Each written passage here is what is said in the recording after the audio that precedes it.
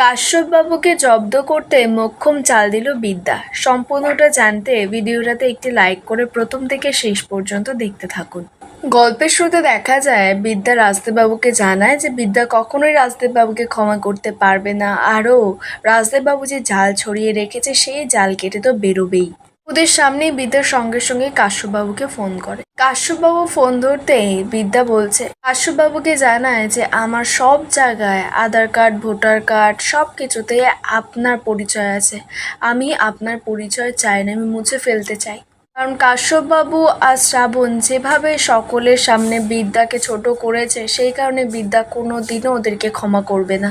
আজ থেকে তুমি আমার বাবা নাও। কাশ্যপবাবু বলছে, হ্যাঁ ঠিকই বলেছো, আমি তোমার বাবা নই। বিদ্যা বলছে, মানে? কাশ্যপবাবু বলছে, আজ থেকে আমি তোমার কেউ নই।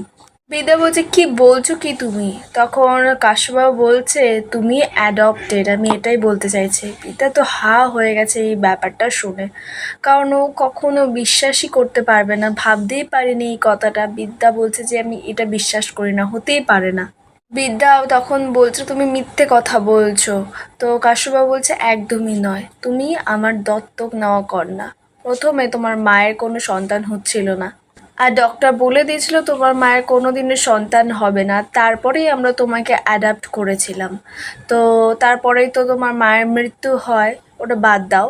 আর অবশ্যই এই ঘটনা তোরসা ছাড়া আর কেউ জানেও না। কাশ্যপ তো আরও অনেক কথা বলে, আর এটাও বলে যে তুমি দেখবে একদিন আমার মেয়ে মানে ফাগুন, যার সঙ্গে আমার রক্তের মিল আছে, তার সঙ্গে তো আমি রীতের বিয়ে দেবই। আর তুমি যদি দিতে না দাও তাহলে তোমার বিরুদ্ধে আমি স্ট্যান্ড নেব। বিদ্যা তখন কাজ্জার বলছে, কাশ্যপ ব্যানার্জি, আমি তোমাকে কোনোদিনও ক্ষমা করব না। এই বলেই ফোন রেখে দিতেই ফোনটা হাত থেকে বিদ্যা পড়ে যায় নিচে। বিদ্যা তো ভাবতেই পারছে না এসব কিছু। রূপ রাজদেববাবু জিজ্ঞেস করছে বিদ্যাকে যে কি হয়েছে তোমার। বিদ্যা তখন বসে পড়ে আর বসে বলছে যে আমার সব মিথ্যে। আজ আমি বুঝলাম আমার পরিবারে আমি এতটা নেগলেক্টেড কেন। রাজদেববাবু বলছে, কি হয়েছে? তখন বিদ্যা কাজ্জার বলছে, আমি ব্যানার্জি পরিবারের কেউ নই, দত্তক কন্যা।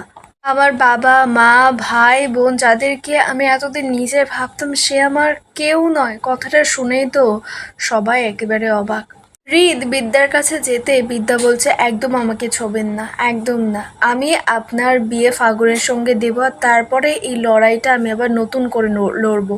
হৃদ বলছে, বিদ্যা আমি তোমাকে ভালোবাসি। বিদ্যা বলছে, না না, এসব কোনো কথা আপনি বলবেন না যে আমি আপনাকে ভালোবাসি, আপনি আমাকে ভালোবাসেন। লোকে শুনলে তাহলে কি বলবে জানেন? আমাদের সম্পর্কটা খুব নোংরা একটা শব্দ, যেটা বলতেই আমার মুখে লজ্জা করছে, আমার রুচিতে বাধে। আচ্ছা, আমার আসল বাবা মাকে? এই বলি বিদ্যা তো কাঁদছে।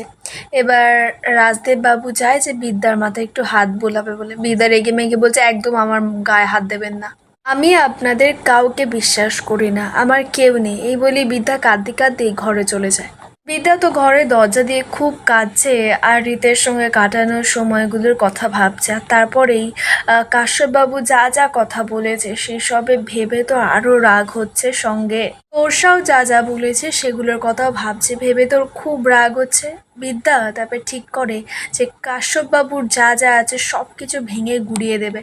বিদ্যা তো এতদিন শুধুমাত্র কাশ্যপবাবুকে নিজের বাবা বলে জানতো বলেই সেই কারণেই বেশি কিছু করতে পারেনি, কিন্তু এখন যখন জেনে গেছে কাশ্যপ ব্যানার্জি ওর নিজের বাবা নয়, আর কাশ্যপ ব্যানার্জি ওর সঙ্গে যা যা করেছে, সেই কারণে তো কাশ্যপবাবুকে বিদ্যা শাস্তি দেবেই। কাশ্যপবাবুর যা যা আছে সব কিছু ভেঙে একেবারে গুড়িয়ে দেবে। বিদ্যা তখন স্টুডেন্টদের কথা ভাবছে আর বলছে, তোমরা একদম ঠিক বলেছো মাই ডিয়ার স্টুডেন্ট।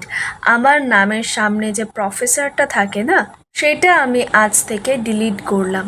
কাল থেকে আমায় দেখা যাবে বিদ্যা ব্যানার্জি দ্য এমডি। ভুল করে খাল কেটে কুমির এনেছেন, এবার দেখবেন আমার প্ল্যানটা। আমি তো এখনো দেবীর বন্দনা করি, তাই এখনো মনে করি পুস্তক আর বন্দনায় নয়, হাতে বেদও নিতে হবে। শুধু বেদটা কার পিঠে পড়বে এটাই সাসপেন্স। বিদ্যা তো একেবারে ভালোই প্ল্যান করে নিয়েছে কি করবে এবার। কেমন লাগলো আপনাদের এই আপডেটটা? অবশ্যই কমেন্টে জানাবেন।